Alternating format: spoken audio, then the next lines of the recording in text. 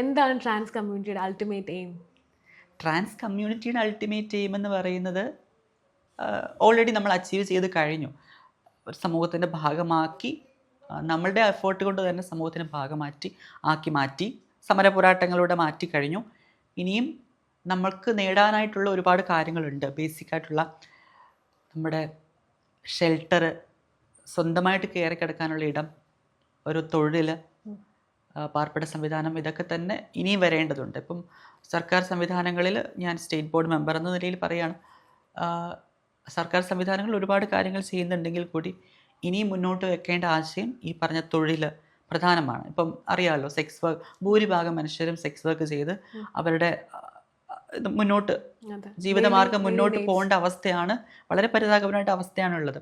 അപ്പോൾ അതിനെയൊക്കെ റിക്കവർ ചെയ്യണമെങ്കിൽ ഈ പറഞ്ഞ പോലെ ഞാൻ PSC എക്സാം എഴുതുന്നത് പോലെ അങ്ങനെ ഒരു റിസർവേഷൻ കൊണ്ടുവന്നാൽ തന്നെ അത് വലിയ മുന്നേറ്റമായിരിക്കും. ഒരുപാട് ഇൻസ്റ്റിറ്റ്യൂഷൻസും ഡിപ്പാർട്ട്മെൻറ്റ്സും ഉണ്ട് നമുക്ക്. അപ്പോൾ അതിലേക്ക് വളരെ എഡ്യൂക്കേഷൻ്റെ ബേസ് നോക്കിയാലും വളരെ കുറവാണ് നമ്മുടെ കമ്മ്യൂണിറ്റി. ഇപ്പോഴാണ് ഒരുപാട് എഡ്യൂക്കേഷനുമായിട്ട് ബന്ധപ്പെട്ട് +2 level, degree level, PG level, മറ്റ് തലങ്ങളിലേക്കൊക്കെ തന്നെ ആളുകൾ എത്തുന്നത്.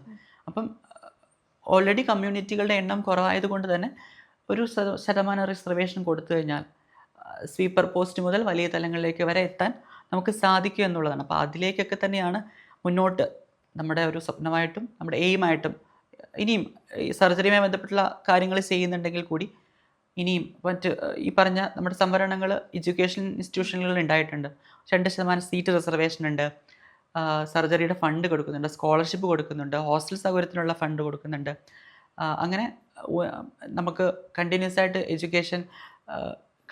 എഡ്യൂക്കേഷന് വേണ്ടിയിട്ട് കൊടുക്കുന്നുണ്ട്. അങ്ങനെ പല രീതിയിൽ സംവിധാനങ്ങൾ കൊടുക്കുന്നുണ്ടെങ്കിൽ കൂടി ഈ ഒരു സംവിധാനം വരണം എന്നുള്ളതാണ്. ബേസിക് ആയിട്ടുള്ള സാധനമാണല്ലോ തൊഴിലും പാർപ്പിടം എന്ന് പറയുന്നത്. അതിലേക്ക് എത്തണം, സർക്കാർ സംവിധാനങ്ങൾ എത്തണം.